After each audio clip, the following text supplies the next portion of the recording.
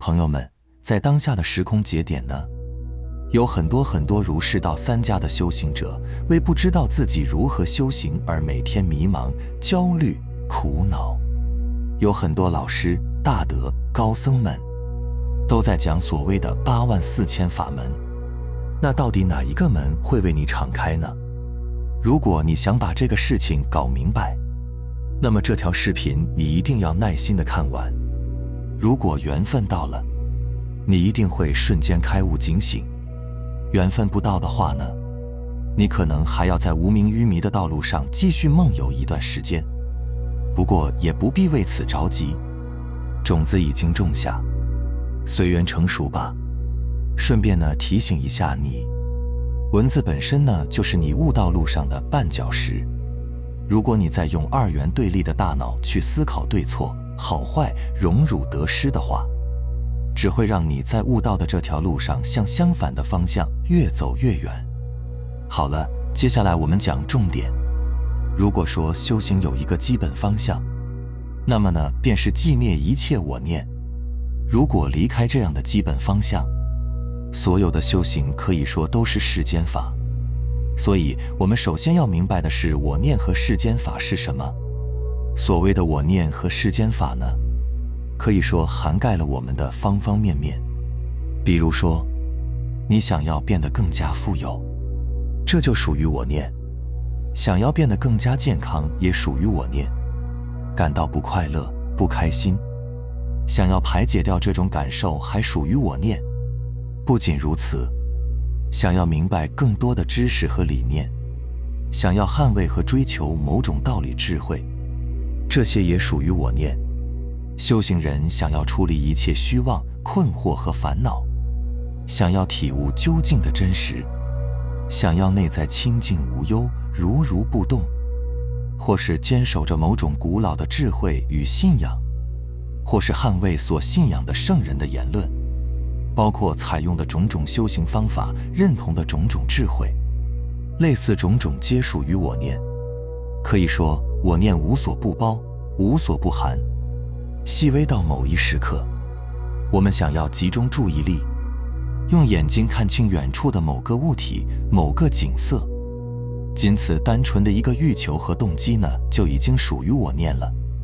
我念，即是想从这里到那里，即是想实现和改变什么，即是任何的动机。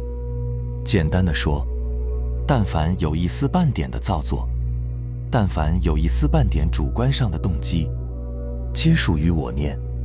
所以《金刚经》中说，离一切相，即名诸佛。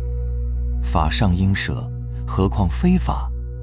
这样的说法归根到底呢，是在劝导我们离一切我念。而离一切相，首先是离一切想的意思。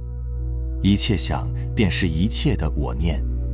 对于我念和我想来说，世间人想着健康富贵，想着喜乐平安，属于想；修行人想着一片清净，想着心不动，想着究竟真理，想着悟道，乃至想着佛说的法，依旧属于想，并且种种想没有本质区别，皆是想而已。所以佛陀说，若人言如来有所说法，即为谤佛。因为终究来说，只有我在想之中才会有法。所以解脱一切苦，解脱一切束缚和迷惑的智慧，起初永远都是锚定一点，便是灭除一切我。无论这个我在想什么，想世间，想出世间，想天，想地，想智慧，想修行，想种种法，类似种种，即是要灭除的我想。但是应该如何灭除一切我，灭除一切我想呢？想要灭除的那一念，想要改变的那一念，依旧仍属于我想。所以有一句话叫做离此用，即此用。意思是说，想要摒弃一切我是一念，想要实现一切我还是一念。而这一念是什么？这一念的本质就是自性。体悟到自性，便是体悟到了灭我和实现我，其实都是一回事，因为其中都是自性在驱动，就好像汽车加满油，无论是向东走还是向西走，都是油在燃烧。这种支撑一切自我现象和世界现象的本质存在，就被称之为自性。所以佛家说心、佛、众生三无差别。为什么无差别呢？因为一切现象的本质都是自性，就好像用金子铸造成杀人的刀，或是铸造成祥和的佛，它们本质并没有区别。但重要的是，唯有把这个杀人的刀和祥和的佛的这个表面空掉，我们才能看见无差别的本自清净无染的自性本质。但是我们应该如何去空掉表象？表象又是什么呢？最简单直接的，便是空掉我们的念头。因为所有的表象，所有的烦恼和迷惑，所有的概念，只存在于我们的念头中，包括这个能空的心和所空的念，本质其实皆是一念而已。如果我们当真能够做到空此一念，便是空了一切我，便是无我、无人、无众生、无寿者。但是到这一步呢，并不是说我们什么也不顾了，而是去除一切我执，摆脱外在一切以及自身情绪干扰与影响之后，完全顺其自然，不再受到外界的束缚和影响，以此我们就不会出任何差错。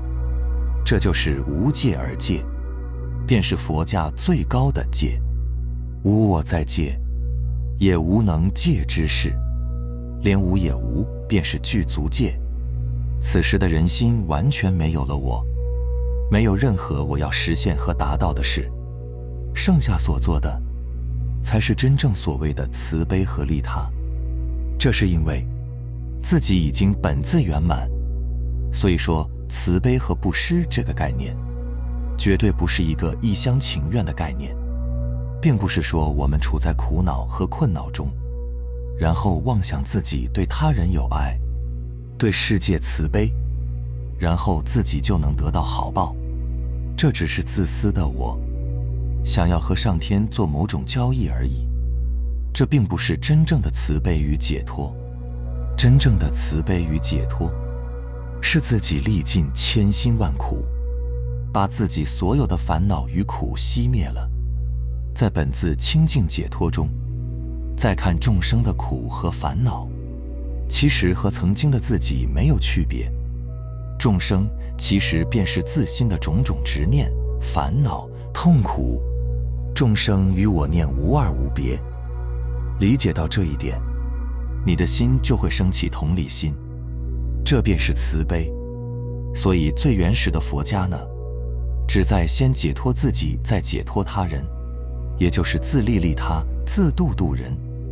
包括现在一些先度众生的说法，其实其中的道理呢，也是在服务他人、度尽他人中灭除一切我。但即便如此，我真的存在吗？烦恼与苦真的存在吗？其实一切概念只存在于我们的一念妄想之中。然而妄想真的存在吗？究竟来说，妄想本空，当体没有实际，就好像一念妄想过去了就没有了，下一念妄想的产生只是另一个妄想而已，之前的妄想早已不存在了。所以对于念头和妄想呢，传统的修行就有了一些区别和不同。这种区别和不同呢，体现在因和果的差异上。从果上讲，妄想本空，不需要刻意灭，便是空即是想，想即是空。所以有一句话说，不怕念起，只怕觉迟。这便是从果上说，意思便是只要看见念头，不再跟随，只要是看见，只要是处在觉知中，念头是什么，不去管它，就已经属于无念了。但是这是从果上说，是对所有人的存在本质、对究竟真相、对随缘不变的自性说的。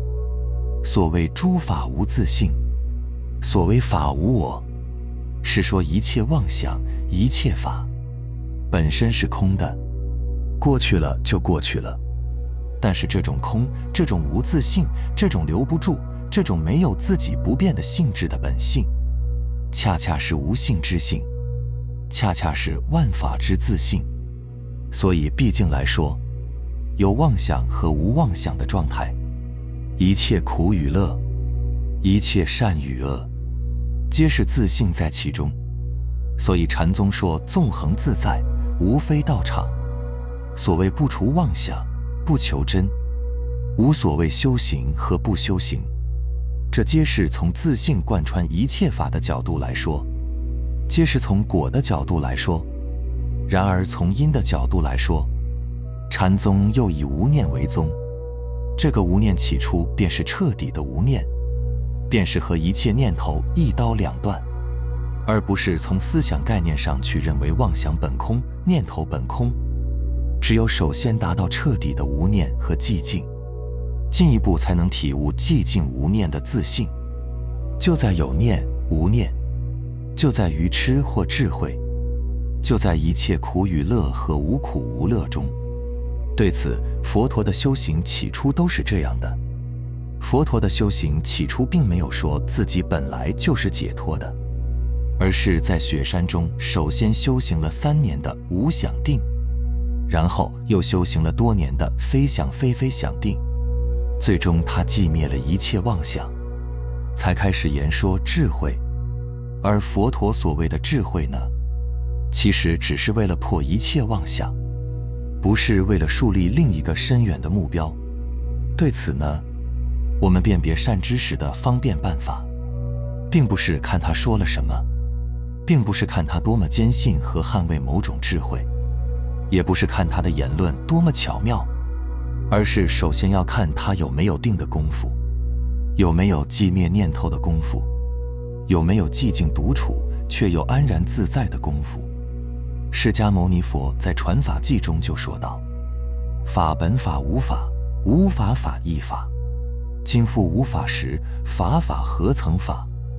这首《传法记》可谓集合因果一体，即是方法和过程，也是结果。所谓法是说，我们眼睛能见，耳朵能听，意识能想，无论看见什么，听见什么，想到或认同什么，类似种种皆属于法。而法本法是说，一切法本来就是如此，本来就应该那样。就好像我们站在阳光下本来就会看见光明，震动发生声音传进耳朵，那一刻耳朵的法就是听见了什么。我们听见他人不好的话语，心情产生不悦，其实意识的运转、人性的运转、习气的运转，本来就是那样。所以法本法究竟是说由外在引发的内在身心现象，或是内在自顾自发生的现象，本来就应该那样发生，并不存在另一种结果。我们不承认，我们不认命，我们去抗争和改变，或是我们承认了，我们认命了，不去改变了。无论怎样，这一切就是本来应该发生的一部分。而法本法无法，最后的2个字无法其实才是解脱关键。所谓无法，即是说我们由外而内，或者本自发生的一切身心现象，一切命运现象，一切思维感受现象，其实都是虚幻不实的。一切快乐与烦恼，一切善或恶，都是不实的。所谓不实，就是留不住，我们根本留不住任何的念头和感受。而一切外在的获得和一切内在的苦乐，其实只是念头和感受而已。就好像我们在睡觉的时候，并没有任何的自我感和获得感，但是我们从熟睡中醒来，也不会感到自己没有睡着。所以说，连个无意识的熟睡这一法也是得不到、留不住的。也是没有属于自己不变体性的。如此便是佛法所谓的寤寐开合，意忘如一。意思是清醒和睡着是一样的，想起来和忘记是一样的。为什么是一样的呢？还是因为皆无实际，皆留不住，如此也便是空的含义。接下来无法法义法师说，我们认为留不住，认为一切法空，这其实还是一种法。我们追求一切法寂灭，我们追求无法，追求无拘无束的自由，包括我们连追求本身也想无掉，连无也无，其实依旧是产生了一种法，依旧产生了一种束缚。最后今复无法时，法法何曾法这句话，便是完全在表述本自解脱的果了。意思是今天我们想要追求某种寂静、某种智慧、某种解脱、某种净土，或是想要放下，想要平平常常、平平淡淡，类似种种。我们无论想什么，包括那个能去想的心，他们什么时候真实过呢？悟透这一点，便是无罪无福、无苦无乐，本来什么也没有发生的本性解脱。好，不知道你能不能听得懂、悟得透、接得住。一切随缘吧。非常感谢你能耐心地看到这里。如果你觉得对你有所启发和触动呢，就请点赞分享一下，让更多无名的人看到智慧之光。我们下期再见。